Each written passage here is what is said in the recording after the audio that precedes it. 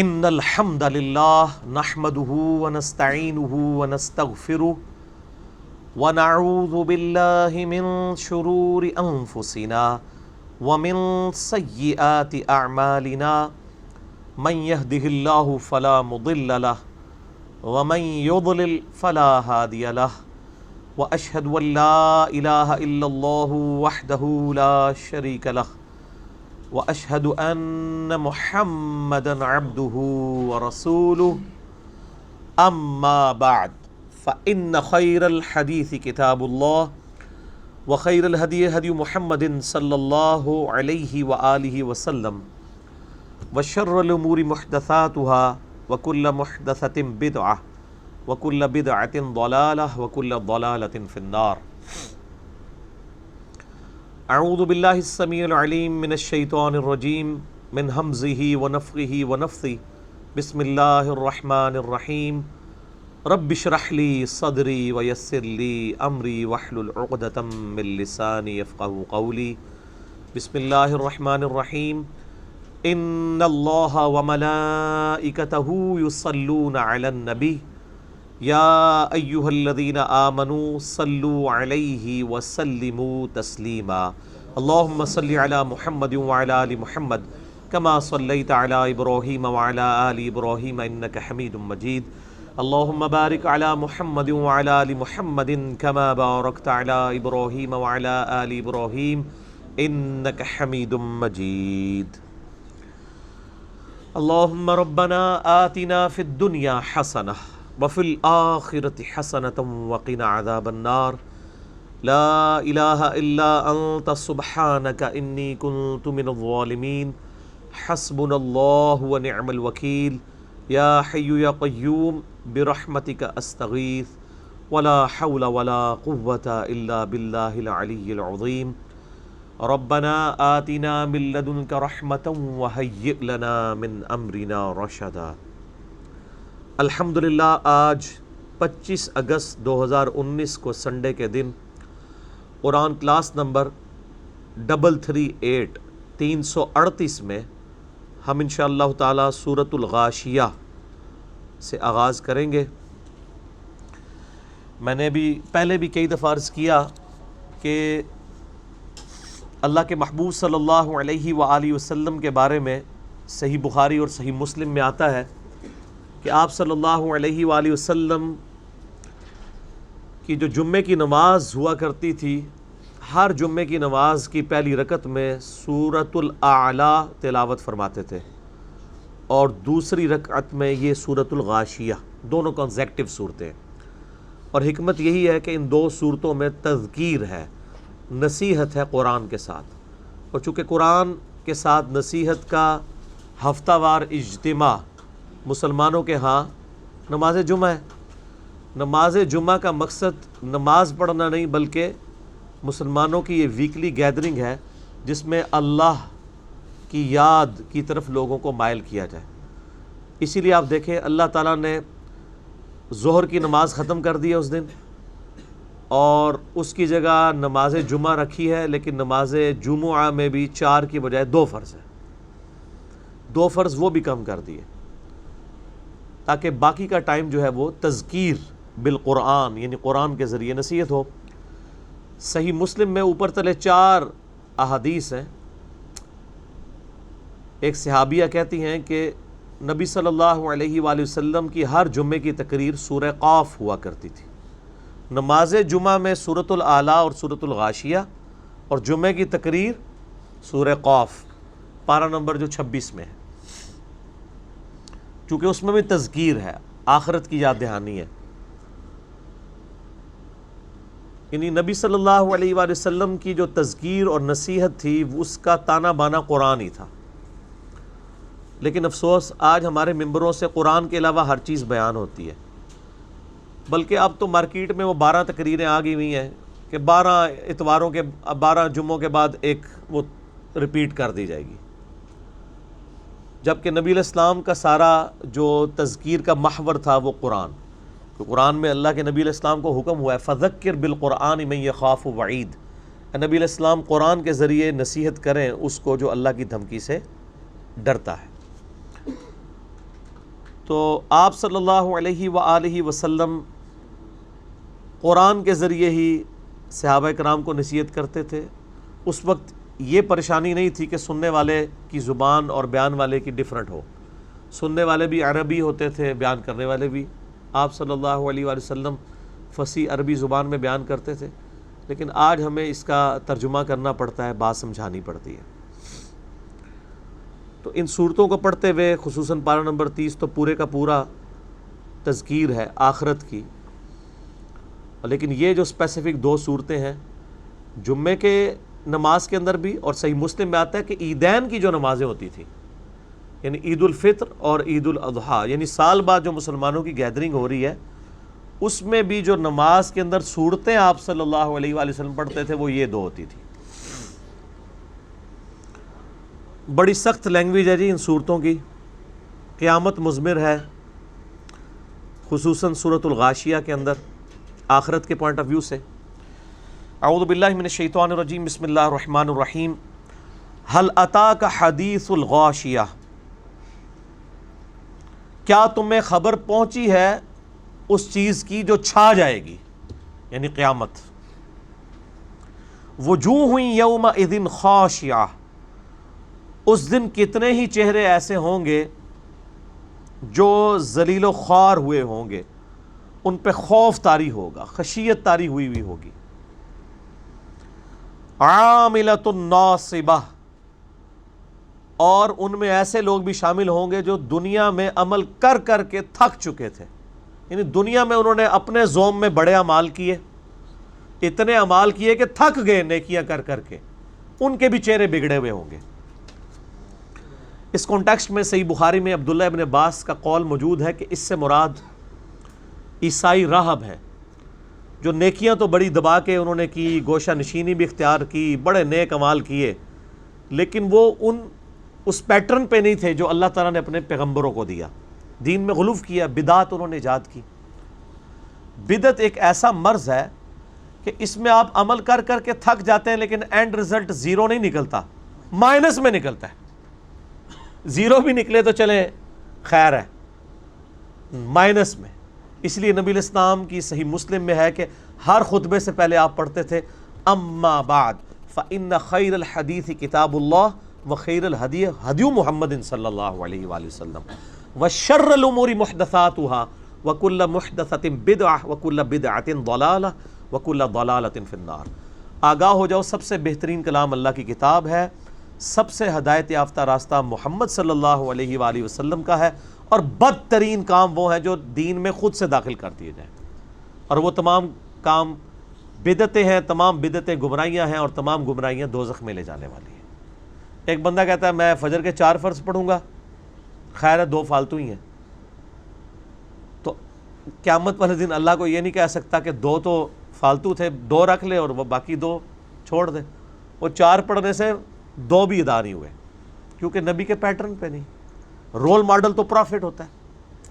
لقد کان لکم فی رسول اللہ اسوۃ حسنہ صلی اللہ علیہ وآلہ وسلم. اسی لیے اسلام میں بدعت سے چڑ ہے، کیونکہ بدعت میں انسان تھک تو جاتا ہے، لیکن وہی ہے کہ دیوار سے ٹکرے مارتا رہے گا، اینڈ رزلٹ 0 ہے. دیوار تو نہیں ہٹے گی، اپنا ہی سر پھاڑ بیٹھے گا. عمل کر کر کے تھک جانے والے لوگ تسلا نار حامیہ، وہ داخل ہوں گے دہکتی ہوئی آگ میں. تسقا من عین آنیہ، جہاں انہیں پلایا جائے گا کھولتا ہوا پانی چشمے سے. اللہم اجرنا من النار، اللہم من احییتہ منا فاحیہ علی الاسلام ومن توفیتہ منا فتوفہ علی الایمان آمین. لیس لہم طعام الا من ضریع، وہاں ان کو کھانے کو کچھ نہیں ملے گا سوائے خاردار جھاڑ کے. اور باقی جگہ قرآن میں آتا ہے کہ زخمیوں کا پیپ، خون، ان کے زخمیوں کا دھون، وہ ان کو ملے گا. اب کس کا دل کرتا ہے کہ وہ پیپ پی جائے یا کھولتا ہوا پانی پیے؟ وہ بھی قرآن میں آتا ہے کہ یہ خاردار جب ان کو خوراک ملے گی، پہلے تو اللہ ان کو بھوک لگائے گا، بھوک جب لگے گی تو کھانے پہ مجبور ہوں گے، کھانے کو ملے گا زقوم کا درخت کڑوا، مجبوراً کھائیں گے۔ جب وہ کھائیں گے تو اس کھانے کی وجہ سے پیاس لگے گی انہیں، اتنی شدت کی پیاس کہ کھولتا ہوا گرم پانی بھی دیا جائے گا نا تو وہ بھی پینے کے لیے تیار ہو جائیں گے، مجبور ہو جائیں گے۔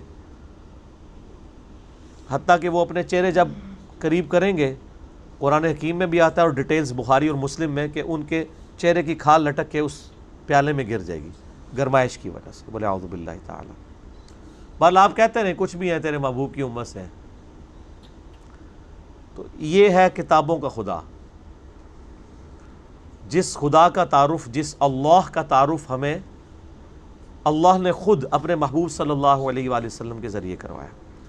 لوگ سمجھتے ہیں کہ جی اللہ تعالیٰ معاف فرمانے والا ہے، چھوڑ دے گا، اللہ کو ہماری نمازیں نہیں چاہیے۔ یہ ماشاءاللہ اچھی جذباتی ڈاکٹرائن، آپ کہانیاں کراتے رہیں، لیکن قرآن ان چیزوں سے خالی ہے جو ہمیں ہمارے آباء و اجداد نے یہ پٹیاں پڑھائی تھی۔ قرآن تو کہتا ہے انا من المجرمین منتقمون، اللہ کہتا ہے میں مجرموں سے انتقام لے کے چھوڑوں گا۔ اللہ کو نانی اماں اور دادی اماں نہیں ہے کہ جسے ترس آ جائے، کیونکہ اللہ تعالیٰ کے وہ جذبات اور احساسات نہیں ہیں جو انسان کے۔ انسان تو پسیج جاتا ہے، اللہ نہیں پسیجتا۔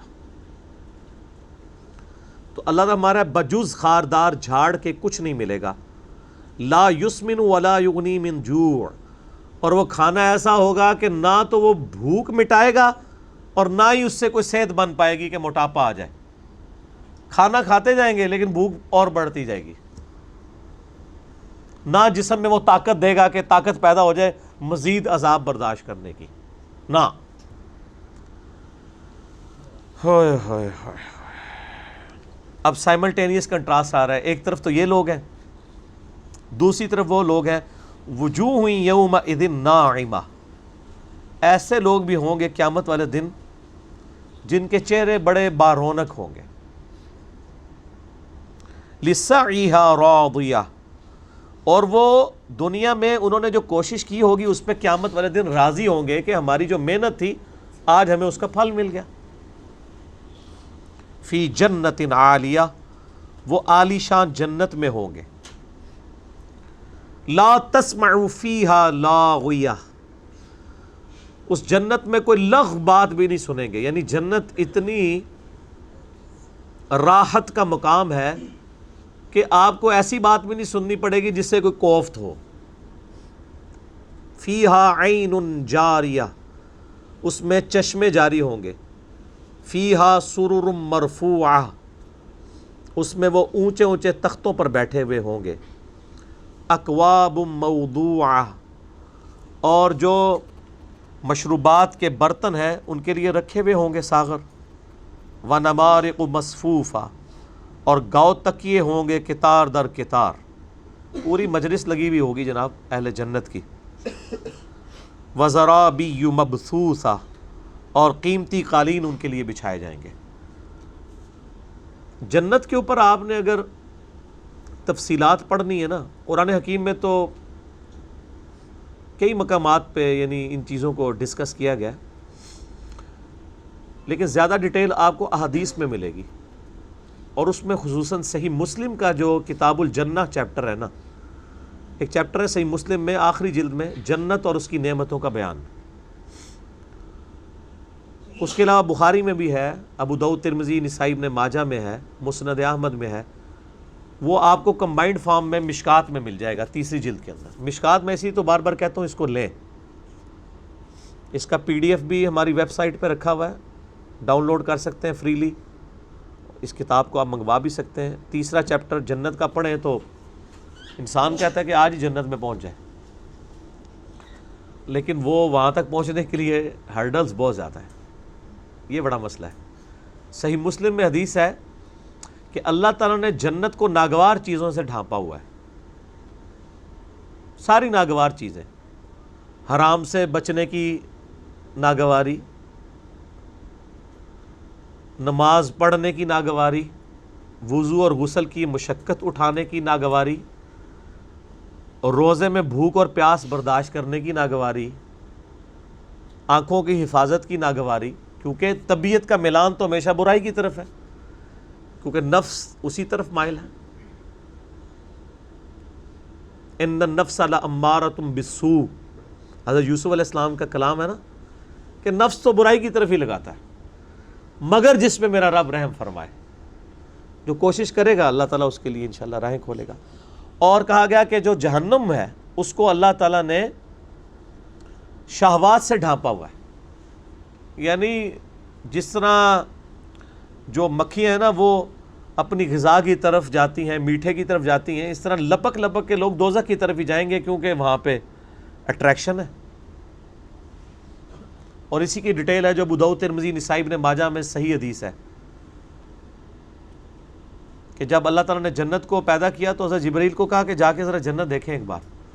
دیکھ کے انہوں نے کہا یا اللہ مجھے نہیں لگتا کوئی بندہ سر دڑ کی بازی نہ لگا دے جنت میں پہنچنے کے لیے.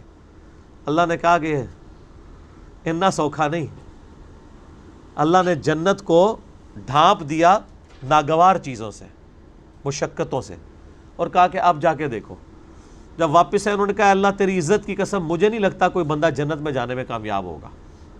یہ حضرت جبرائیل علیہ السلام کا ایکسپرٹ اوپینین ہے، کسی عام بندے کا نہیں.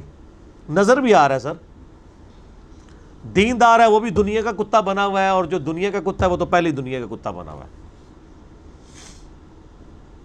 نظر آ رہا ہے. پھر اللہ تعالیٰ نے جہنم کو پیدا کیا تو کہا کہ جاؤ دیکھو جا کے. تو انہوں نے کہا یا اللہ توبہ، اتنا عذاب ہے اس کے اندر کہ کوئی بندہ ایسی حرکت کرنے کا سوچے گا بھی نہیں کہ وہ دوزخ میں جائے. پھر اللہ نے دوزخ کو ڈھانپ دیا شہوات، دنیا کی لذتوں کے ساتھ. کہا اب جا کے دیکھو. واپس آئے تو انہوں نے کہا یا اللہ مجھے نہیں لگتا کوئی بندہ دوزخ میں جانے سے بچ پائے گا، کیونکہ تو نے اٹریکشن ہی اتنی رکھی ہے، ایسے کڑگے لگائے ہوئے ہیں کہ گھیر کے ادھر ہی پہنچے گا. تو امتحان بڑا مشکل ہے جی. اللہ تعالیٰ انسان کو اس امتحان میں کامیابی عطا فرمائے. یہ ہر وقت دعا مانگنی چاہیے اللہ تعالیٰ سے، استقامت کی دعا. یہ بڑا مشکل کام ہے، یہ ایک دن یا ایک رات کی محنت نہیں ہے. کانٹینیوس پوری زندگی کی ایفرٹ پٹ کریں گے تو تب کامیابی کی کوئی راہ نکل سکتی ہے. ادروائز کیجولی کوئی کام نہیں ہونا نیچرل پیس کے اندر.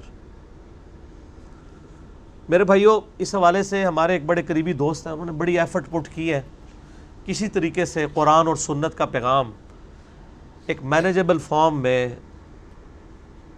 ماڈرن دور کے انسان تک پہنچایا جائے. ریحان احمد یوسفی صاحب نے، جن کا کلمی نام ابو یحییٰ ہے، ایک ناول لکھا ہے جب زندگی شروع ہوگی.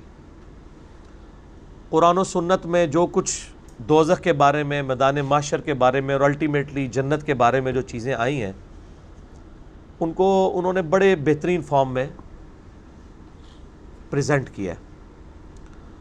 کتابی شکل میں تھی، ظاہر ہے کتابی شکل میں تو لوگ جو ہیں وہ بہت کم لوگ ہیں جو چیزوں کو پڑھنے میں کامیاب ہوتے ہیں. کتاب کوئی اللہ کی نہیں پڑھنے کے لیے تیار. بہرحال پھر ایک ڈاکٹر صاحب تھے، ڈاکٹر خالد، انہوں نے اس کو آڈیو ریکارڈنگ میں کروا دیا. وہ ہم نے اپنی یوٹیوب چینل پہ رکھا ہوا ہے. آپ یوٹیوب پہ جا کے لکھیں جب زندگی شروع ہوگی، تو آڈیو کی فارم میں انہوں نے آواز میں پورا ناول ریکارڈ کروایا ہے. اور یقین کریں جیسا نقشہ کھینچا ہے نا انہوں نے، چاند ایک چیزوں پہ چلیں کسی کو اختلاف ہو سکتا ہے، اوورآل قرآن و سنت کی تعلیمات کو انہوں نے ایک جگہ جمع کیا ہے. اور آپ جب سنیں گے نا آپ کو لگے گا آپ میدان محشر میں کھڑے ہیں. جس درد کے ساتھ اس بندے نے ریکارڈنگ کروائی ہے وہ بھی اس کیفیت میں اس بندے نے کروائی ہے. تو یہ ساری چیزیں آپ کو وہاں پہ یعنی ایک کمبائنڈ فارم میں ایک ماڈرن انسان تک بات پہنچانے کے لیے ان کی ایک بڑی اچھی ایفرٹ ہے. اس پہ میں نے ایک ویڈیو بھی ریکارڈ کروا دی تھی. آپ یوٹیوب پہ لکھیں جب زندگی شروع ہوگی، یعنی اصل زندگی وہ ہے نا شروع ہونے والی، تو اس ناول کا انٹروڈکشن، تو وہ میرا کلپ کھل جائے گا، وہ آپ اس کو دیکھیں. اب میرے بھائیوں، اگلی آیات میں اللہ تعالیٰ نے اپنی قدرت کی نشانیاں، فزیکل فینومینا آف نیچر، اور اس میں بھی بالخصوص وہ فزیکل فینومینا آف نیچر جو عرب کے لوگ آبزرو کیا کرتے تھے اپنے عمومی زندگی کے اندر، اور یہ آج بھی اسی طریقے سے ویلڈ ہے. ایون اس آج کے ماڈرن دور میں بھی اکثریت اس منظر کو آبزرو کر رہی ہے. اللہ کی قدرت کی بڑی بڑی نشانیاں جس سے انسان خدا تک پہنچ سکتا ہے. التذکیر بآلاء اللہ، اللہ کی قدرت کی بڑی بڑی نشانیاں.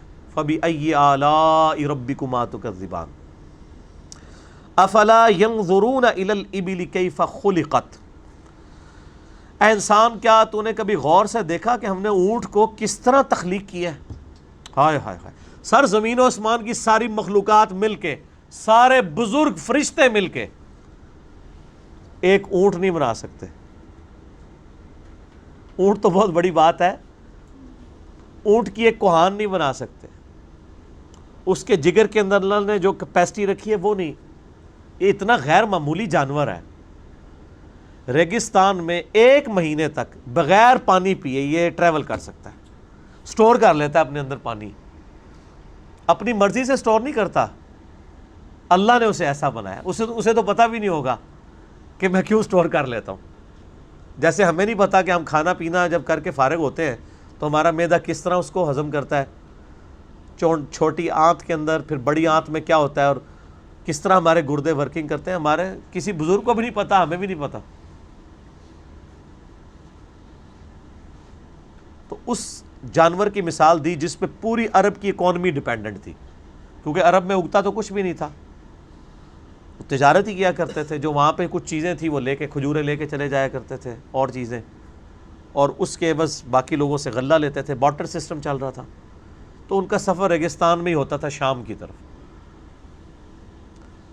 اب اونٹ کے اوپر اگر پانی سٹور کریں وہ بہت زیادہ، اتنا کہ جو اونٹ کو بھی پلایا جائے اور خود بھی پیا جائے، پھر تو وہ سفر کر بیٹھے.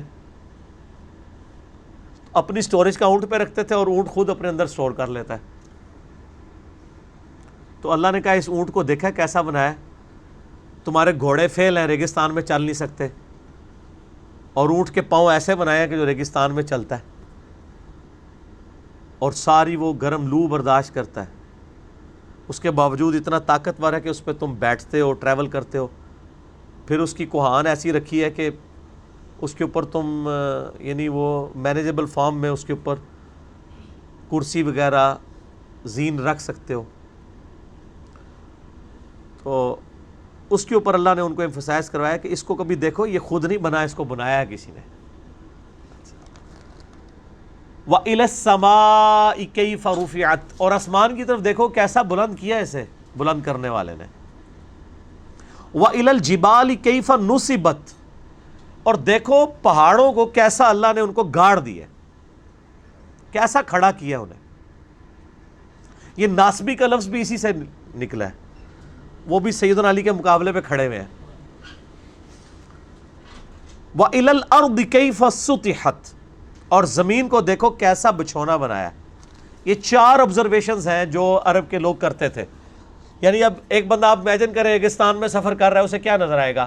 سبزہ تو کوئی نظر نہیں آنا، اوپر آسمان، نیچے زمین، اور دور پہاڑ، اور خود اونٹ پہ.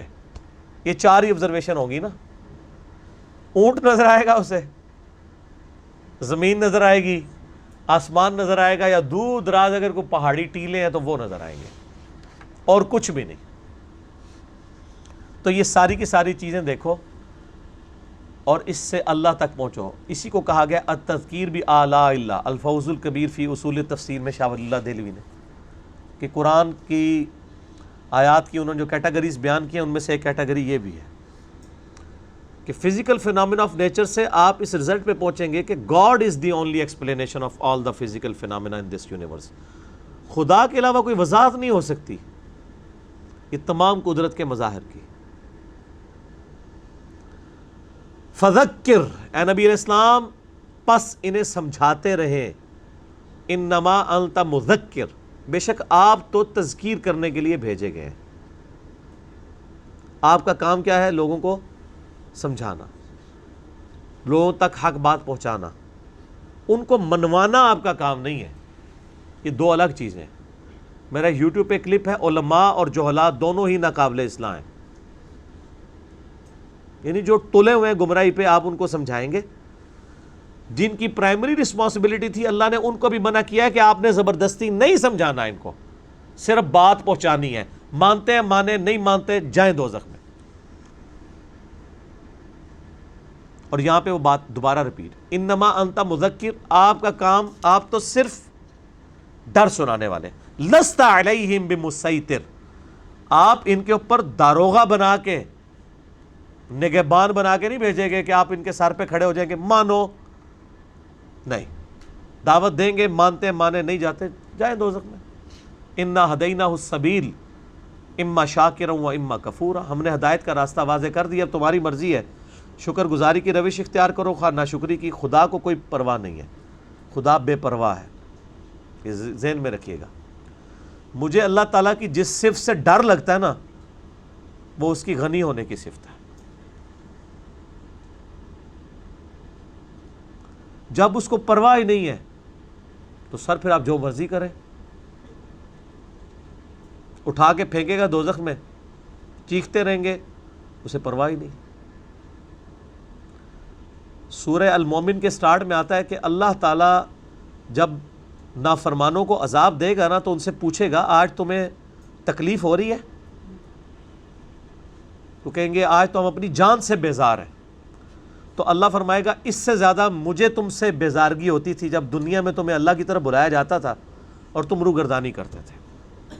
اسی کو ہم پنجابی میں کہتے ہیں نا، ہن پتہ لگا بچوں جی، بچے آپس میں جب کرتے ہیں، اور اللہ تعالیٰ بے نیاز ہے، اسے پرواہ کسی کی نہیں ہے، لیکن اپنے نافرمانوں کے بارے میں وہ اتنا سٹرکٹ ہے کہ وہ کہہ رہے ہیں کہ اب پتہ چلا،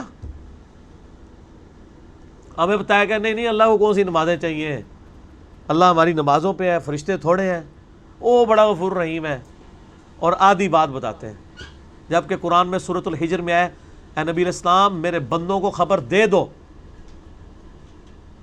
کہ بے شک میں معاف کرنے والا مہربان ہوں، لیکن میرا عذاب بھی بڑا سخت ہے۔ اللہم اجرنا من النار الا من تولا وکفر، مگر جس نے روگردانی کی اور کفر کی روش اختیار کی، انکار کی، فَيُعَذِّبُهُ اللَّهُ الْعَذَابَ الْأَكْبَرَ، تو ایسے شخص کو تو ہم بہت بڑا عذاب دیں گے۔ اللہ تعالیٰ فرما رہا ہے اِنَّ إِلَيْنَا إِيَابَهُمْ، بے شک ہمارے پاس ہی لوٹ کر آنا ہے ان سب کو۔ یعنی انسان ویسے اللہ سے بھاگ نہیں سکتا، وہ سورہ رحمان میں بھی آتا ہے نا، اے جن و انس، کسی میں قدرت ہے نا بھاگنے کی تو نکل کے بتاؤ، تم جہاں بھی جاؤ گے اللہ کی سلطنت پاؤ گے۔ انسان اللہ کی سلطنت سے بھاگ نہیں سکتا،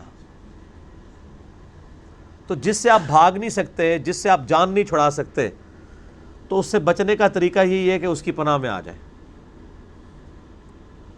اور یہی پیغمبر دنیا میں بتانے آتے ہیں۔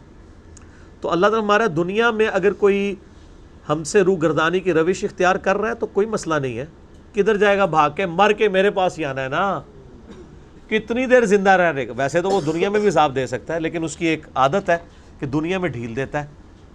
وہ تو سورہ فاطر میں ہے کہ اگر اللہ تعالیٰ لوگوں کو ان کے گناہوں پہ دنیا میں ہی پکڑنا شروع کر دیتا تو روئے عرض پہ کسی کو سلامت نہ چھوڑتا۔ کیٹاگوریکل سٹیٹمنٹ ہے، کوئی بھی نہ بچتا۔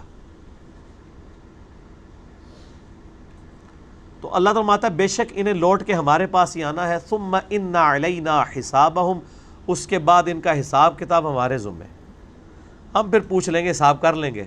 دنیا میں تو ان کو کھلی چھٹی ہے، آخرت میں آئیں گے تو حساب کر لیں گے۔ عموماً ہمارے ہاں اہل حدیث حضرات جو ہیں وہ جب یہ آیت تلاوت ہوتی ہے تو اس کے بعد وہ ایک دعا مانگتے ہیں، اللہم حاسبنی حسابا یسیرا، اے اللہ میرے لیے حساب قیامت کے دن آسان کرنا۔ یہ حدیث تو اصول محدثین پہ ضعیف ہے، لیکن مطلقاً بخاری اور مسلم میں کئی احادیث ہیں کہ نبی علیہ السلام جب قرآن کی تلاوت کیا کرتے تھے تو عذاب کی آیات آتی تھی تو اللہ کی پناہ میں آتے تھے، جنت کی آیات آتی تھیں تو جنت کا سوال کرتے تھے۔ تو اس کانٹیکسٹ میں اس طرح کوئی دعا مانگ لے تو یہ جائز ہے۔ البتہ وہ حدیث صحیح ہے مسند احمد کی کہ جب کبھی نبی علیہ السلام سورۃ الاعلیٰ پڑھتے تھے، سبح اسم ربک الاعلیٰ، تو کہتے تھے سبحان ربی الاعلیٰ۔ اب میرے بھائیو اگلی سورت ہے سورۃ الفجر۔ یہ تو یونیک سورت ہے پارہ نمبر 30 میں۔ یعنی اس میں اللہ تبارک و تعالیٰ نے سمجھیں کہ پورے مکی قرآن کا خلاصہ بیان کر دیا، ایک ایک آیت یعنی اس کی ڈیمانڈ کرتی ہے کہ اس پہ گھنٹوں بولا جائے، لیکن میں کوشش کروں گا، ہمارا آدھا گھنٹہ آلموسٹ اب باقی رہ گیا، اس صورت کو کور کیا جائے اس کے حق کے ساتھ۔ والفجر، قسم ہے فجر کے وقت کی،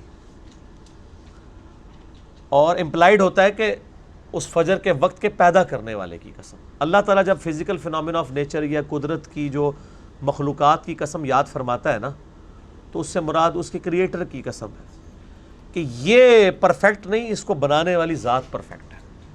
لیکن ہمیں اللہ تعالیٰ نے کہا ہے کہ غیر اللہ کی قسم نہیں کھانی، اللہ ہی کی قسم کھانی ہے۔ وَلَيَالٍ عَشْرٍ، اور ان مقدس 10 راتوں کی قسم۔ اس میں آلموسٹ کنسنسس ہے، اکثریت کا موقف ہے کہ ان 10 راتوں سے مراد ذوالحجہ کی پہلی 10 راتیں ہیں۔ ابھی بھی یہ ذوالحجہ 1440 ہجری گزر رہا ہے، تو یکم ذوالحجہ سے لے کے یوم النحر قربانی کے دن تک، 10 ذوالحجہ تک، یہ پہلے 10 دن جو ہیں ان کی راتوں کی قسم اللہ نے یاد فرمائی ہے۔ اور اس کو سپورٹیو وہ بخاری کی حدیث بھی ہے کہ نبی علیہ السلام نے فرمایا کہ ذوالحجہ کے پہلے 10 دنوں میں کیے ہوئے اعمال کا مقابلہ کوئی اور عمل نہیں کر سکتا۔ صحابہ کرام نے پوچھا یا رسول اللہ، کیا اللہ کی راہ میں قتال کرنے سے بھی افضل ہے اس میں نیکی کا کام کرنا؟ آپ نے فرمایا ہاں، قتال سے بھی افضل ہے، ہاں مگر اگر کوئی شخص قتال کرے اور اس دوران اس کی جان مال سب کچھ ضائع ہو جائے، یعنی وہ لوٹ کے واپس نہ آئے، ایسا شخص عمل میں اوپر جا سکتا ہے۔ صرف قتال کرنے والا بھی بندہ ان 10 دنوں میں کیے ہوئے نیک اعمال کرنے والے سے بڑھ نہیں سکتا۔ انہی 10 دنوں میں اللہ نے حج بھی رکھا ہوا ہے 9 ذوالحجہ کو۔ پھر جو بندہ حج کے لیے نہیں جائے اس کے لیے یوم عرفہ کا روزہ ہے، جو 1 سال آئندہ اور 1 سال گزرے ہوئے گناہوں کا کفارہ ہے، صحیح مسلم میں حدیث ہے۔ اس کے علاوہ تکبیرات ہیں، پھر کلائمیکس ہے اس کا قربانی کا دن 10 ذوالحجہ کو، اللہ کے لیے خون بہانا۔ والشفع والوتر، اور قسم ہے جفت اور طاق کی، یعنی طاق اور جفت راتوں کی بھی، اور خود جفت اور طاق بھی اللہ نے پیدا کیے ہیں۔ مخلوقات کو اللہ تعالیٰ نے دیکھیں جوڑوں کی شکل میں پیدا کیا ہے، وہ جفت ہے، اور خود اللہ طاق ہے، جو صحیح بخاری میں حدیث ہے اللہ وطر ہے اور وطر کو پسند فرماتا ہے۔ وطر عربی میں کہتے ہیں طاق کو، آڈ کو۔ واللیل اذا یسر، اور رات کی قسم جب وہ گزرنے لگے، یعنی آخری پہر کی۔ حل فی ذالک قسم لذی حجر، یقیناً اس میں قسم ہے عقل مندوں کے لیے۔ آپ نے ملاحظہ نہیں کیا، اگلی آیات میں آ رہا ہے الم تر کیف فعل ربک بعاد، اے نبی علیہ السلام، اور ان کے ذریعے امت کو خطاب ہے، خصوصاً اہل عرب کو، کہ تم لوگوں نے دیکھا نہیں کہ تمہارے رب نے کیا کیا قوم عاد کے ساتھ، جو ہود علیہ السلام کی قوم تھی۔ ارم ذات العماد، جو اونچے ستونوں والے تھے۔ شداد کی جنت مشہور ہے، آپ کو پتہ ہے دنیا میں اس نے جنت بنائی تھی، اب تو خیر وہ کھنڈرات بھی عرب میں نکلے ہیں بڑے بڑے ستونوں کے، تو اس نے بڑے بڑے ستون کھڑے کر کے اس پہ پوری بلڈنگز کھڑی کی تھیں۔ تو اللہ تعالیٰ ماتا ہے ہم نے سب کچھ الٹ کے رکھ دیا جب عذاب آیا قوم عاد کے اوپر۔ التی لم یخلق مثلها فی البلاد، وہ ایسے تھے کہ جن کی مثل دنیا میں کسی نے یعنی اس طرح کی تخلیق نہیں کی ہوئی تھی، جس طرح کی تخلیقات کے وہ ماہر تھے۔ وَثَمُودَ الَّذِينَ جَابُوا الصَّخْرَ بِالْوَادِ، اور قوم عاد کے بعد قوم سمود آئی، حضرت صالح علیہ السلام کی قوم۔ تو اللہ تعالیٰ ماتا ہے وہ تھے جو چٹانوں کو کاٹ کے گھر بنایا کرتے تھے وادیوں میں۔ یہ آج بھی موجود ہیں، آپ یوٹیوب پہ جا کے لکھیں قرآن کے یا اسلام کے تاریخی مقامات، تو انڈیا کے کچھ پروفیسرز ہیں، انہوں نے ویڈیو کی شکل میں، وہ پرانی ویڈیو ہے ویسے، وہ ساری جگہ فزیکلی جو قرآن پاک میں جہاں جہاں جن چیزوں کا ذکر ہے جو قومیں برباد ہوئیں، وہ ان جگہوں پہ جا کے انہوں نے ان کو فلمایا ہے باقاعدہ۔ وہ آپ ابھی بھی دیکھیں، وہ اتنے بڑے بڑے پہاڑوں میں، یعنی آپ دیکھیں 30-40 فٹ ان کے دروازے ہیں صرف، اس پہ ڈیزائن بنے ہوئے ہیں، پورے پورے غار بنائے ہوئے ہیں جن میں وہ چٹانوں میں رہا کرتے تھے. یعنی ان کو یہ ملکہ حاصل ہو گیا تھا کہ وہ پہاڑوں کی کھدائی کر لیتے تھے. اور پہاڑ مٹی کے نہ سمجھیے گا، چٹانوں والے پہاڑ، ابھی چٹیل پہاڑوں میں وہ کھدائی کرتے تھے. آج بھی ان کے کھنڈرات موجود ہیں اور اس میں اپنے آپ کو سیف سمجھتے تھے، لیکن جب اللہ کا عذاب آیا پھر کون بچ سکتا ہے؟ وَفِرْعَوْنَ ذِي الْأَوْتَادِ، اور فرعون جو میخوں والا تھا. یعنی میخوں والا ایک استعارے کے طور پہ بیان ہوا ہے، یعنی اس کی اتنی فوج تھی کہ وہ ٹینٹ لگاتے تھے. یعنی میخوں کے ساتھ وہ ٹینٹ لگائے جاتے ہیں نا. تو اور ایک معنی یہ ہے کہ کامیابی کے ہم کہتے ہیں نا جھنڈے گاڑنا محاورتاً، یعنی وہ شہروں پہ شہر فتح کرتے جا رہا تھا. الذین طغوا فی البلاد، جنہوں نے سرکشی کی تھی اپنے اپنے ملکوں میں. یہ سب کی سب یعنی قوموں کا ذکر آیا، قوم عاد کا، سمود کا اور قوم فرعون کا، کہ اپنے اپنے شہروں میں سرکش تھے. فَأَكْثَرُوا فِيهَا الْفَسَادَ، ان میں سے اکثر فساد برپا کر دیا کرتے تھے. فَصَبَّ عَلَيْهِمْ رَبُّكَ صَوْتَ عَذَابٍ، پس آپ کے رب نے ان پر عذاب کا کوڑا برسا دیا. قوم عاد کے بارے میں قرآن میں آتا ہے کہ قحط پڑ گیا، سورۃ الاحقاف میں آتا ہے بارش سے محروم ہو گئے. بڑے عرصے بعد اللہ نے ایک بادل بھیجا، یہ سب کی قوم ساری کی ساری اس کے نیچے جمع ہوئی کہ اب بارش برسے گی. آگ برسی، سب برباد ہو گئے. اسی طریقے سے قوم سمود کے اوپر عذاب آیا اونٹنی کو قتل کرنے کی وجہ سے. اور یہاں پر فرعونیوں کے اوپر عذاب آیا، ان کو سمندر میں غرق کر دیا. اللہ تعالیٰ فرماتا ہے سب کو اللہ کے عذاب کا کوڑا پڑا. ان ربک لبالمرصاد، اللہ اکبر، بے شک تیرا رب تو تاک میں لگا ہوا ہے سرکشوں اور مفسدوں کو تباہ کرنے کی. جیسے کہتے ہیں نا لوگ یہاں پہ بھی جب غصے میں ہوتے ہیں کہتے ہیں میں تیری گل نوٹ کر لی ہے، موقع ملے گا تو تم دساں گا. تو اللہ تعالیٰ کے بارے میں خود اللہ بتا رہا ہے کہ میں تو مجرموں کی تلاش میں ہوں کہ ان کو رگڑا لگاؤں گا. لیکن وہ اللہ کی تقدیر میں ہے، کسی کو دنیا میں عذاب دے گا، موت کے وقت تو سب پہ ہی عذاب آنا ہے جو آنا ہے سوائے اہل ایمان کے، اور آخرت کا عذاب تو باقی ہے. فَأَمَّا الْإِنسَانُ إِذَا مَبْتَلَاهُ رَبُّهُ فَأَكْرَمَهُ وَنَعَّمَهُ، پس جب انسان پر اللہ کی طرف سے آزمائش آتی ہے اور اس کا رب اسے نوازتا ہے، نعمتوں سے اس کا اکرام کرتا ہے، فَيَقُولُ رَبِّي أَكْرَمَنِ، تو کہتا ہے کہ میرے رب نے مجھے بڑی عزت دی. یعنی نعمتیں ملتی ہیں، خوشیاں ملتی ہیں تو کہتا ہے واہ میرے رب کا بڑا فضل ہے. جس طرح آج کل وہ فلمی ایکٹریس بھی جو ہے نا وہ بھی کہتی ہیں کہ اللہ کا بڑا فضل ہے کہ کامیاب ہماری ہوگی فلم.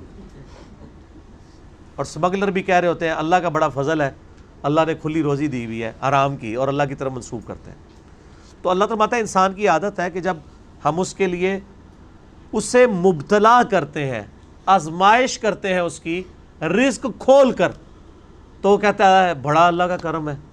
حالانکہ وہ اللہ کا کرم نہیں ہوتا، آزمائش ہوتی ہے، کیونکہ اس الفاظ ہے اذا مبتلا. وَأَمَّا اذا مبتلا، اور جب اسے اللہ آزماتا ہے، فقدر علیہ رزقا، اور اس پہ رزق تنگ کر دیتا ہے، فیقول ربی اہانن، تو کہتا ہے میرے رب نے مجھے بڑا ذلیل کیا ہے. کہہ رہا ٹھیک ہے، دونوں ٹھیک کہہ رہے ہیں، خرابی کوئی نہیں ہے اسٹیٹمنٹ میں. دیکھیں جس کے اوپر نعمتیں ہوں گی وہ تو کہے گا کہ اللہ تیرا بڑا شکر ہے، اور جس کا رزق تنگ ہوگا وہ کہے گا یا اللہ نے مجھے آزمائش میں ڈال دی ہے. اس اسٹیٹمنٹ میں کوئی خرابی موجود نہیں ہے. لیکن اللہ تعالیٰ اس سے میسیج دینا چاہ رہا ہے کہ کسی کا رزق ملنا، اس پہ خوش ہونا اس کی خام خیالی ہے. اس کو ہم نے دے کے آزمایا ہے، اور جس سے لے لیا ہے نا اس پہ اس کا پریشان ہونا بھی اس کی خام خیالی ہے، اس سے لے کر آزمایا ہے. اصل میں تم اس طرف جاؤ کہ یہ دونوں کے لیے آزمائش ہے. اچھا میں ایک آپ سے کوشچن پوچھتا ہوں، ملٹیپل چوائس کوشچن. اللہ تعالیٰ جسے دے کے آزماتا ہے وہ بڑی آزمائش ہے، یا جس سے لے کے آزماتا ہے وہ بڑی آزمائش ہے؟ ویسے تو لوگ سمجھتے ہیں جس سے لے لیا وہ بڑی آزمائش ہے، وہ دینے والا پھنس گیا جس کو زیادہ ملا ہے. اس لیے نبی الاسلام کی حدیث ہے بخاری اور مسلم میں، اے اللہ محمد اور آل محمد کو بس اتنا ہی رزق دینا کہ ان کی روح اور جسم کا رشتہ برقرار رہے. ہائے ہائے ہائے۔ بخاری و مسلم میں حدیث ہے، اما عائشہ کہتی ہیں حضور کی وفات تک ہماری حالت تھی بعض اوقات 1 مہینے، بعض اوقات 2 مہینے، بعض اوقات 3 مہینے تک گھر میں چولہا نہیں جلتا تھا، 2 کالی چیزوں پہ گزارا ہوتا تھا، کھجور اور پانی پہ، اور وہ بھی ٹوکرے نہیں، 2 کھجوریں صبح 2 شام، اور 1 میٹھے پانی کا پیالہ صبح اور 1 شام، کیونکہ میٹھا پانی وہاں پہ ایشو تھا ریگستان میں۔ تو آپ اندازہ کریں کہ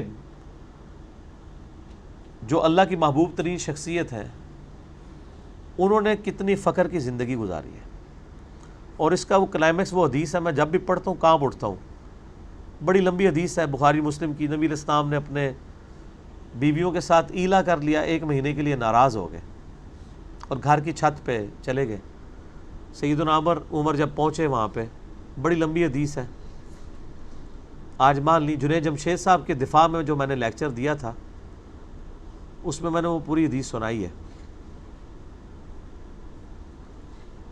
تو کہتے ہیں میں نے دیکھا کہ ایک کونے میں چھوٹا سا مشکیزہ لٹک رہا ہے، ایک پیالہ پانی کا پڑا ہوا ہے، اور ایک چٹائی ہے۔ یہ کل کائنات ہے اس شخص کی جو کائنات کا امام ہے، اور آپ علیہ السلام نے تہمت پہنی ہوئی ہے، اوپر چادر بھی نہیں ہے، اور چٹائی پہ لیٹے ہوئے ہیں۔ سیدنا عمر گئے تو نبی علیہ السلام اٹھے تو نبی علیہ السلام کے مبارک جسم پہ چٹائی کا نشان تھا، کھجوروں کی اس چھال کا، کیونکہ اوپر قمیض تو نہیں تھی نا، نشان تبھی نظر آتا ہے جب آپ ننگے بدن بیٹھے ہوں۔ سیدنا عمر کی آنکھوں میں آنسو آ گئے، انہوں نے کہا یا رسول اللہ، آپ اللہ کے رسول ہیں، کیسر و کسرا دنیا کے مزے لوٹ رہے ہیں، اور آپ کی یہ حالت ہے۔ تو آپ نے ایک جملہ بولا، عمر لگتا ہے کہ دنیا کی حقیقت ابھی بھی تم پہ نہیں کھلی۔ یعنی ایک شخص نبی علیہ السلام کی صحبت میں کئی سالوں سے، اب اس لیول تک تو کوئی نہیں سوچ سکتا کہ یار اتنا فقر دنیا سے، اتنا زہد۔ آپ فرمایا اے عمر کیا تم اس پہ راضی نہیں ہو کہ کیسر و کسرا دنیا کے مزے لوٹے ہم آخرت کی سعادت؟ سر سیدنا عمر نے حضور کی زندگی کا یہ پہلو دیکھا ہوا تھا، تو یہ کیسا ہو سکتا تھا کہ جنگ قادسیہ میں جب پرشین امپائر گرے اور اربوں ڈالرز آج کے مسلمانوں کے ہاتھ آئیں، اور جنگ یرموک میں رومن امپائر گھٹنے ٹیکے اور جزیہ دینے پہ آمادہ ہو جائے، اربوں ڈالر آج کے۔ تو جس شخص نے رسول اللہ صلی اللہ علیہ وسلم کا یہ زندگی کا پہلو دیکھا تھا، اسے دنیا کی یہ دولت کبھی بھی گمراہ نہیں کر سکتی تھی۔ اسی لیے دیکھیں ان کی زندگی زہد کی تھی، سیدنا عمر کی، اور ایسی سختی کہ اس سختی پہ باقیوں کو چلایا بھی، تربیت تھی۔ بلکہ جب یہ رومن امپائر جزیہ دینے پہ آمادہ ہوئی، پرشین امپائر تو ساری مسلمانوں کے پاس آ گئی، تو سیدنا عمر جب اپنے آخری حج کے لیے جا رہے تھے نا، تو وہ اس جگہ پہ جا کے کھڑے ہو گئے جہاں پہ وہ اپنے اونٹ چرایا کرتے تھے۔ تو ساتھیوں نے پوچھا تو انہوں نے کہا میں آج اپنا ماضی یاد کر رہا ہوں کہ میں ایک بڑا اکھڑ قسم کا نوجوان ہوتا تھا، اور میرا باپ مجھے مارا کرتا تھا کہ تجھ سے تو بھیڑیں بکریاں اور یہ اونٹ نہیں چرائے جاتے، تو نے بڑا ہو کے کیا کرنا ہے۔ اور آج میری یہ حالت ہے کہ اس آسمان کے نیچے روئے ارض پہ خدا کے سوا کوئی ایسی ہستی نہیں ہے جس کا ڈر مجھے ہو، کیونکہ میں دنیا کے سپر پاور کا مالک ہوں۔ سر جب صدیوں کی رومن اور پرشین امپائر جس شخص کے سامنے گر جائیں، تینوں براعظموں پہ اس کی حکومت ہو، تو وہ کہتے تھے فزیکلی میری اس وقت یہ حالت ہے کہ اللہ کے علاوہ مجھے کسی کا ڈر نہیں ہے، یعنی دنیا کسی بندے کا ڈر ہی نہیں، کیونکہ مجھ سے اوپر کوئی نہیں ہے۔ اور کہتے ہیں کہ میری حالت یہ تھی کہ میرا باپ مجھے یوں کہا کرتا تھا، اور آج اسلام نے مجھے کہاں سے کہاں پہنچا دیا کہ مجھے اس روئے ارض پہ کسی کا ڈر نہیں خدا کے سوا۔ اتنی بڑی بادشاہت جس بندے کو ملی ہو اور اس کی زندگی زہد کی گزر رہی ہے۔ اسی لیے اسلام میں جو پہلی دراڑ ہے وہ سیدنا عمر کی شہادت ہے۔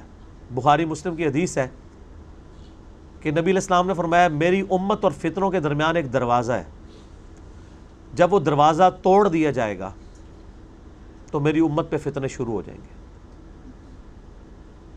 بخاری اور مسلم میں ڈیٹیل حدیث آتی ہے کہ حضرت عمر ایک دفعہ حذیفہ ابن یمان کے پاس آئے جو رازدار رسول تھے، تو وہ اپنے شاگردوں میں بیٹھے تھے، تو ان کو فتنوں کی حدیثیں سنا رہے تھے۔ تو سیدنا عمر نے کہا کہ مجھے وہ حدیث سناؤ جو فتنوں سے متعلق ہے۔ تو انہوں نے کچھ باتیں بیان کی، انہوں نے کہا نہیں، وہ بڑا فتنہ جو آئے گا سمندر کی موج کی طرح۔ حذیفہ ابن یمان نے کہا امیر المومنین آپ کو اس فتنے سے کوئی خطرہ نہیں ہے، اور اس فتنے اور امت کے درمیان ایک دروازہ ہے۔ تو سیدنا عمر نے کہا وہ دروازہ کھولا جائے گا یا توڑا جائے گا؟ تو حذیفہ ابن یمان نے کہا وہ دروازہ توڑ دیا جائے گا، اور جب وہ دروازہ ٹوٹے گا تو فتنے امت پہ جس طرح آپ ایک ڈیم کا گیٹ توڑ دیں، ایک تو ہے ڈیم کا گیٹ کھولنا، پھر تو مینیجیبل فارم میں پانی نکلتا ہے، اور ایک ہے گیٹ توڑ دیں پھر تو سیلاب آتا ہے۔ تو سیدنا عمر نے پوچھا کہ یہ وہ دروازہ توڑا جائے گا یا کھولا جائے گا؟ تو انہوں نے کہا توڑا جائے گا۔ بس یہ بات کر کے حضرت عمر واپس چلے گئے۔ بخاری مسلم کے الفاظ ہیں، اب وہ سارے کے سارے تابعین جو ہے نا آپس میں خسر بسر کر رہے ہیں کہ یہ کیا کوڈ ورڈ میں گفتگو ہو رہی ہے، ظاہر ہے اس میں الفاظ تو کوئی بھی نہیں ہے۔ تو انہوں نے پھر حضرت حذیفہ سے پوچھا کہ حضرت عمر کیا باتیں کر رہے تھے، ہمیں تو نہیں سمجھ آئی، آپ کا نہ جواب سمجھ آیا نہ ان کا سوال۔ تو انہوں نے کہا کہ حضرت عمر جانتے ہیں وہ فتنہ کون ہے، وہ دروازہ کون سا ہے جس کے بعد فتنے کھلیں گے۔ تو تابعین نے کہا ہمیں بتائیں وہ دروازہ کون سا ہے؟ تو انہوں نے کہا وہ خود حضرت عمر ہے، حضرت عمر کو قتل کر دیا جائے گا تو پھر امت پہ فتنے ٹوٹ پڑیں گے۔ اور وہ فتنہ میں پوچھتا ہوں کون سا ٹوٹا ہے؟ دنیا کی محبت کا فتنہ۔ سیدنا عمر کی زندگی زود میں تھی، اور انہوں نے جس کو کہتے ہیں نا کھچ کے رکھا ایسی سارے نو۔ حضرت عثمان رضی اللہ تعالیٰ عنہ اس دور میں خلیفہ بنے جب ان کی عمر اپنی 72 سال ہو چکی تھی، ایجڈ تھے۔ پھر ان کی طبیعت کی نرمی شروع سے تھی، مینیجریل سکلز وہ نہیں تھی جو حضرت عمر کی تھی۔ بس اس زمانے میں مسلمانوں کے پاس دولت تو تھی، مسلمانوں کے وظیفے لگنے شروع ہو گئے، مال آنا شروع ہو گیا، لیکن زہد وہ نہیں رہا، پھر وہ تھیندے تھیندے تھیں گے۔ تو خیر میں یہ ضمناً بتا رہا ہوں کہ یہ مال کتنا بڑا فتنہ ہے۔ تو اللہ تعالیٰ مارا ہے کہ جب ہم کسی انسان کو رزق دیتے ہیں وہ کہتا ہے ہاں مجھے تو اللہ نے بڑا کرم ہے مجھ پہ میرے رب کا، اور جب اسے ہم رزق تنگ کرتے ہیں تو کہتا ہے اللہ نے مجھے آزمائش میں ڈال دیا۔ تو جملے میں خرابی کوئی نہیں ہے، لیکن اللہ تعالیٰ فرما رہا ہے یہ سب کچھ آزمائش کے لیے ہوتا ہے، خوشی شیخی بگاڑنے کے لیے یا واویلا کرنے کے لیے نہیں ہوتا۔ اس کو اس اینگل سے دیکھو کہ یہ آزمائش ہے، دینے والے کو بھی اور جس سے لیا جائے اس سے بھی۔ اس کا کلائمیکس آپ کو سورہ الحدید کی آیت نمبر 22 ملے گی، میں نے کئی دفعہ اپنے لیکچرز میں وہ کور کی ہے۔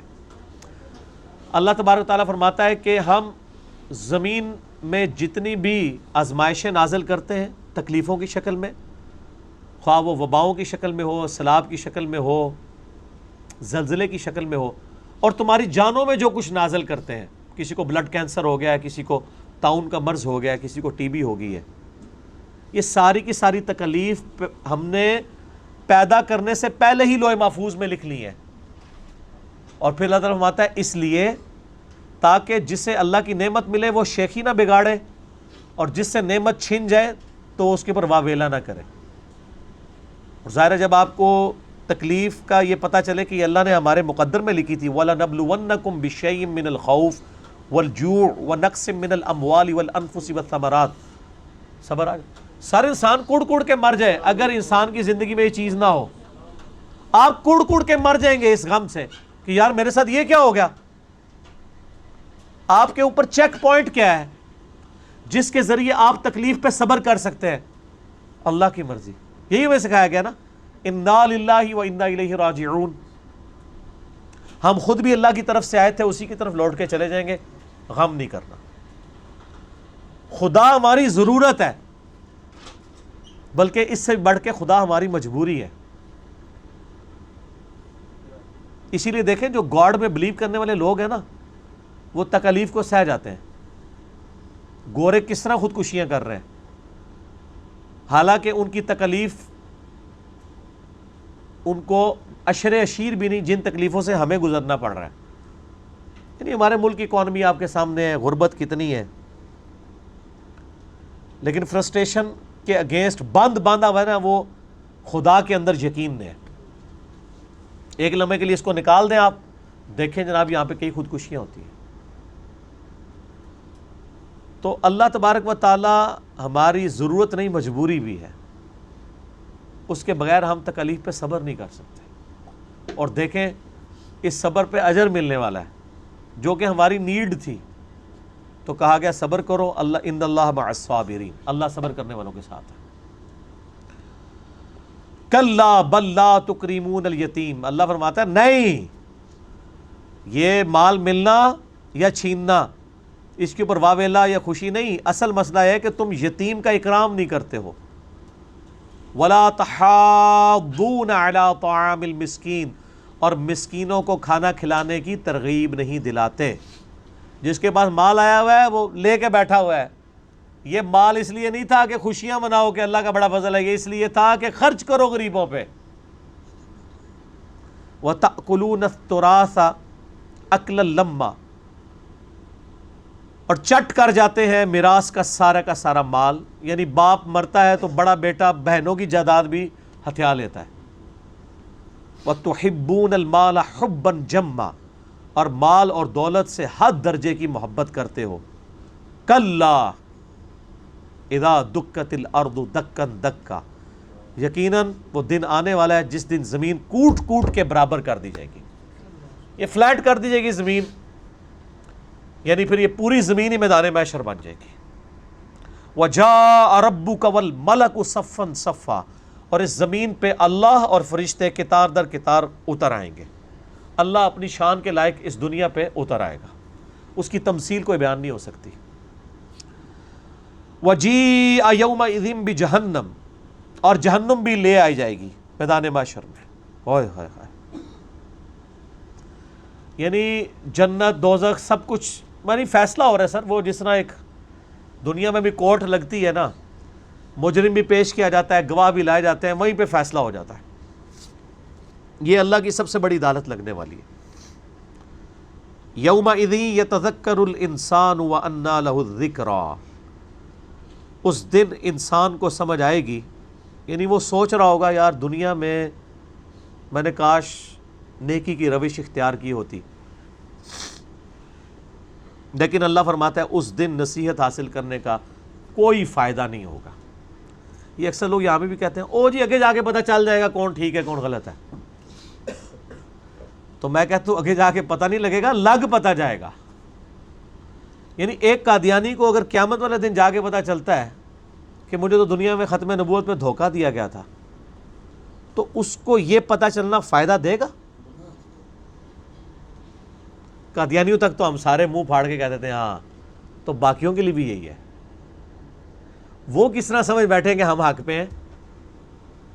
اگر وہ بھی قادیانیوں کے گھر پیدا ہوتے تو قادیانی ہوتے. تو آج اگر کوئی بریلویوں کے گھر پیدا ہوا ہے, اس نے کیوں ایزیوم کر لیا کہ بریلوی ٹھیک ہے اور باقی سارے غلط ہیں, دیوبندی ٹھیک ہے اور باقی سارے غلط ہیں, اور اہل حدیث ٹھیک ہیں اور شیعہ ٹھیک ہے اور باقی غلط ہیں؟ ہر بندے نے خود اللہ کو سیریس لینا ہے. یہ دنیا اللہ نے کھانے پینے اور اولاد پیدا کرنے اور مر جانے کے لیے نہیں بنائی ہے, وہ تو جانور بھی کر رہا ہے. یہ بڑی سیریس کریشن ہے خدا کی. لقد خلقنا الانسان فی احسن تقویم, بہت بڑا معاملہ انسان کے ساتھ ہونے والا ہے. تو اللہ تعالیٰ ماتا ہے وہاں اس کو بات سمجھ آئے گی لیکن سمجھنے کا فائدہ نہیں. تو وہ پھر چیخ مار کے کہے گا یقول یا لیتنی قدمت لحیاتی, وہ کہے گا کاش میں نے دنیا میں اپنی اس زندگی کے لیے کچھ آگے بھیجا ہوتا. دنیا میں پیغمبر اور اللہ تعالیٰ کا قرآن بار بار چیخ کے کہہ رہا ہے کہ اصل زندگی آخرت کی ہے, اور وہاں پہ جب مجرم پیش کیے جائیں گے وہ خود مان رہے ہوں گے کہ ہاں زندگی تو یہ ہے, دنیا تو ایک آزمائش کی جگہ تھی. یہاں پہ آپ دیکھیں زندگی کا لفظ آخرت کے لیے استعمال ہوا ہے. وہ کہے گا کاش میں نے اپنی زندگی کے لیے کچھ بھیجا ہوتا. زندگی تو دنیا میں گزار کے آیا تھا, لیکن وہاں وہ بھی مان جائے گا وہ زندگی نہیں تھی, اصل زندگی یہ ہے کہ کاش میں نے اس زندگی کے لیے کچھ بھیجا ہوتا. کانٹیکسٹ کیا چل رہا ہے کہ اللہ کی راہ میں جیب ڈھیلی کرو, یہی چلا ہے نا. اہل ایمان کی تو نشانی قرآن پاک میں شروع میں ہی آ گئی سورۃ البقرہ کے, کہ اپنی جان اور اپنے مال کے ذریعے اللہ کی راہ میں خرچ کرتے ہیں. لیکن ہمارے انڈیا, پاکستان, بنگلہ دیش کے جو مسلمان ہیں وہ لوگوں کی جان اور لوگوں کے مال کے ذریعے اللہ کی راہ میں جہاد کرتے ہیں. کتنا فرق ہے. مال کی محبت اللہ نے رکھی ہے انسان میں, تو اگر کسی انسان کو اللہ کے ساتھ محبت ہے, اس کے ساتھ کمٹمنٹ ہے, ڈیڈیکیشن ہے, تو اس کا چیک پوائنٹ یہ ہے کہ اللہ کے لیے جیب ڈھیلی کرے گا. اگر جیب ڈھیلی نہیں کر رہا تو پھر کس کی محبت زیادہ ہوئی. اس لیے میں بار بار کہتا ہوں کہ جن لوگوں کو اللہ نے مال دیا ہے نا, مجھ سے اسٹامپ پیپر پہ لکھوا لیں کہ دنیا میں اگر کوئی سب سے آسان جنت کما سکتا ہے نا تو وہ مالدار شخص ہے. اسے کوئی نفلی روزے رکھنے کی, کوئی تہجدیں پڑھنے کی ضرورت نہیں ہے. اور یار لوگوں کی ہزاروں سال کی تہجد اس کے مال خرچ کرنے کے برابر نہیں ہو سکتی. فرائض پورے کرے, وہ تو ڈیٹم لیول ہے, اس کے بغیر تو آپ انٹر ہی نہیں ہوں گے. سیدنا عثمان غنی کو 3 دفعہ جو جنت کی بشارت ملی ہے, کس پہ ملی ہے؟ تہجد پڑھنے پہ. میدان جنگ میں بھی آپ کو پتا ہے کئی دفعہ وہ بشری کمزوری کی وجہ سے, جو بخاری مسلم میں آتا ہے کہ غزوہ احد میں وہ پیچھے رہ گئے تھے, یعنی بھاگ گئے تھے, لیکن 3 دفعہ بشارت ملی, تینوں دفعہ مال خرچ کرنے پہ. نمبر 1 مسجد نبوی کی توسیع, نمبر 2 میٹھے پانی کا کنواں مسلمانوں کے لیے خیرات کرنا, اور نمبر 3 غزوہ تبوک کے موقع پر اتنا زیادہ اللہ کی راہ میں انہوں نے مال اور اونٹ خیرات کیے. اور نبی اسلام فرمایا عثمان جنتی ہے, آج کے بعد جو مرضی کرے. جامع ترمذی میں ڈیٹیل موجود ہے, میرا سیدنا عثمان کے اوپر ایک کلپ بھی آ چکا ہے. تو میں سر ان لوگوں کو بار بار جھنجھوڑتا ہوں جن کو اللہ نے مال دیا ہے, خدا کے لیے اپنے مال کو اللہ کی راہ میں لگائیں. اس کے بعد آپ کوئی ٹینشن نہ لیں.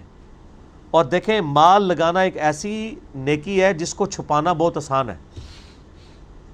جس کو آپ دے رہے ہیں اس کو پتہ ہے یا آپ کو خود پتہ ہے, جب تک آپ کسی تیسرے کو نہ بتائیں. اس میں بس آپ نے یہی نیت کرنی ہے کہ آپ نے ڈنڈورا نہیں پیٹنا, ریاکاری نہیں کرنی. باقی اس میں خشوع خضوع کی, وضو کرنے کی, ترجمہ یاد ہونے کی, توجہ ہونے کی, اللہ کو مستحضر رکھنے کی کوئی ضرورت ہی نہیں پڑتی.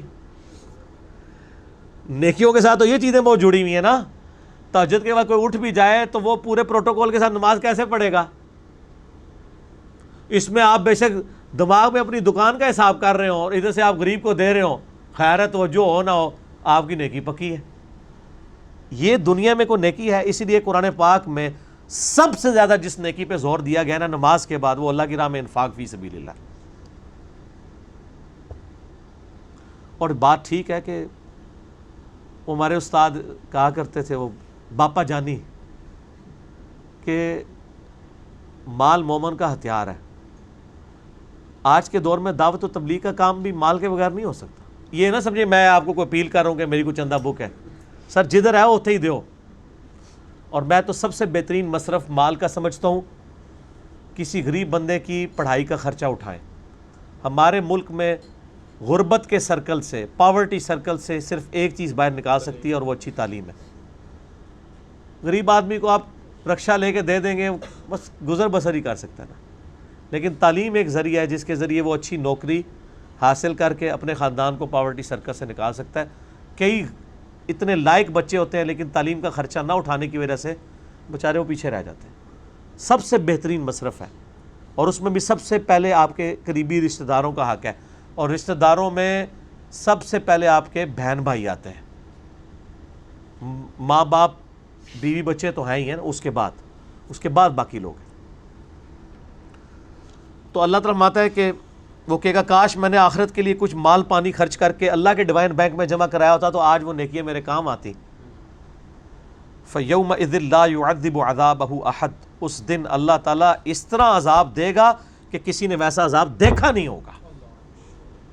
کچھ بھی ہے تیرے محبوب کی امت سے ہے, اے بھی پڑھو امت. وَلَا يُوثِقُ وَثَاقَهُ أَحَدٌ, اور ایسا باندھے گا, ایسا قید کرے گا انسان کو کہ کسی نے ایسی قید نہیں دیکھی ہوگی. ظاہر ہے آپ چھڑوا ہی نہیں سکتے.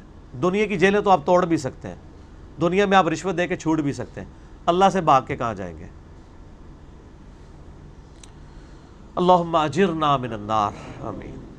اب وہ شور آفاق آیات آ رہی ہیں قرآن حکیم کی جن پہ گھنٹوں بولا جا سکتا ہے, لیکن آج ہم نے جتنی رکت انگیز گفتگو کی ہے تو اس میں یہ خود بخود اتنی رکت انگیز گفتگو کے بعد یہ تسلی کی آیات ہیں کہ یار جو بندہ اللہ کے لیے کمٹمنٹ شو کر دے گا, اللہ کے لیے مال خرچ کرے گا, اللہ کے لیے شریعت کی پابندی اختیار کرے گا, پیغمبروں کی اطاعت کرے گا, اس کا کیا حال ہوگا؟ یا ایتھا النفس المطمئنہ, موت کے وقت اللہ کی طرف سے ندا آئے گی, اے وہ جان جو اطمینان کے ساتھ ہے, بس دنیا میں تو نے جو تکلیف کاٹ لی, اب آج کے بعد تکلیفیں ختم. ارجعی الی ربک راضیۃ مرضیہ, آج لوٹ اپنے رب کی طرف اس حال میں کہ تو اپنے رب سے راضی اور تیرا رب تجھ سے راضی. ہائے ہائے ہائے, یہ دوسری چیز اصل ہے, لیکن وہ پہلی چیز سے جڑی ہوئی ہے. جو اللہ سے راضی ہوگا اسی سے اللہ نے راضی ہونا ہے. اللہ سے راضی ہونا یہ نہیں ہے کہ آپ جناب زبانی کرامی کہیں شکر الحمدللہ, اور جب تکلیف آئے تو بے صبری آپ ایک بے دین بندے سے بھی زیادہ بے صبر ہو جائیں. ہم نے کئی دیندار لوگوں کو دیکھا جب دنیا میں جاتے ہیں تو وہ دنیا داروں کو پیچھے چھوڑ دیتے ہیں, وہ سمجھتے ہیں ادھر بس وہی رول چلے گا جو باقی چل رہا ہے. فادخلی فی عبادی, پس میرے بندوں میں داخل ہو, وادخلی جنتی, اور آجا جنت میں میرے پاس. تو یہ ہر مومن کے ساتھ ہونا ہے, ہر مومن کے لیے رضی اللہ عنہ و رضوا عنہ ہے, بشرطے کہ وہ اللہ کو راضی کر لے, مرنے سے پہلے اپنے رب کی اطاعت اختیار کر لیں. انہی آیات کے کانٹیکسٹ میں میرا یوٹیوب پہ کلپ بھی ہے کہ آپ رضی اللہ عنہ کسی بھی شخص کو کہہ سکتے ہیں دعائیہ کلمات کے طور پہ, بلکہ ہر مومن نے الٹیمیٹلی رضی اللہ عنہ بننا ہے, اللہ نے اس سے راضی ہونا ہے تو ہی اس نے جنت میں داخل ہونا ہے. اعمال کے ساتھ, بغیر اعمال کیے کچھ نہیں ہونا. یقیناً اللہ کی رحمت تو وہ ضروری ہے, وہ بخاری مسلم میں حدیث ہے, کوئی شخص محض اعمال کی بنیاد پہ جنت میں نہیں جائے گا جب تک کہ اللہ کی رحمت شامل حال نہ ہو جائے. تو صحابہ نے عرض کیا اللہ کے رسول آپ بھی؟ آپ نے فرمایا ہاں, مجھے بھی جب تک میرے رب کی رحمت ڈھانپ نہ لے میں بھی صرف اعمال کی وجہ سے جنت میں نہیں جا سکتا, اللہ کی رحمت کے ساتھ جنت میں جاؤں گا. لیکن اعمال ضروری ہیں, اور اللہ نے ہر چیز جوڑوں کی شکل میں پیدا کی ہے. آپ ایک چڑیا کا ایک پر کاٹ دیں ایک سائیڈ کا, وہ اڑ سکتی ہے. اسی طریقے سے اللہ نے ہر چیز جوڑوں کی شکل میں, علم عمل جوڑا ہے. صرف علم کام نہیں آئے گا جب تک عمل نہ ہو, اور خالی عمل بھی کام نہیں آئے گا جب تک وہ علم کے مطابق نہ ہو. نبی علیہ السلام کے طریقے پہ علم حاصل کر کے اس پہ عمل نہیں کریں گے, اس عمل کو تو زیرو سے ملٹیپلائی کر دیا جائے گا. تو جوڑے کی شکل میں علم اور عمل جوڑا ہے, مرد و عورت کا جوڑا اللہ نے بنایا ہے, ہر چیز جوڑے کی شکل میں بنائی ہے. اور دنیا اور آخرت بھی جوڑا ہے, جہنم اور جنت بھی جوڑا ہے. ایک یہ ایکسٹریم ہے, ایک وہ ایکسٹریم ہے. الٹیمیٹلی انسان نے کامیاب ہونا ہے اس صورت میں جب وہ اپنے رب کو دنیا میں راضی کرے گا. اسی پہ میں ایک جملہ بولتا ہوں کہ دنیا اللہ کی مرضی کی گزارے, آخرت آپ کی مرضی کی ہوگی. اور اگر دنیا آپ نے اپنی مرضی کی گزاری پھر بھول جاؤ, پھر آخرت اللہ کی مرضی کی ہوگی. والعیاذ باللہ تعالی, اللہ کے غضب کا مقام دوزخ آپ کا انتظار کر رہی ہے. والعیاذ باللہ تعالی. اللہم اجرنا من النار. اللہ تعالیٰ سے دعا ہے جو حق بات میں نے کہی اللہ تعالیٰ ہمارے دلوں میں راسخ فرمائے. اللہ تعالیٰ قیامت والے دن جنت کا حصول ہمارے لیے آسان فرمائے, جہنم سے محفوظ فرمائے. اللہم صلی علی محمد وعلی آل محمد کما صلیت علی ابراہیم وعلی آل ابراہیم انک حمید مجید. اللہم بارک علی محمد وعلی آل محمد کما بارکت علی ابراہیم وعلی آل ابراہیم انک حمید مجید. اللہ تعالیٰ ہمیں حق بات دنیا تک پہنچانے کی اور خود بھی عمل کرنے کی توفیق عطا فرمائے. سبحانک اللہم وبحمدک اشہد ان لا الہ الا انت استغفرک واتوب الیک. وما علینا الا البلاغ المبین. جزاکم اللہ خیرا.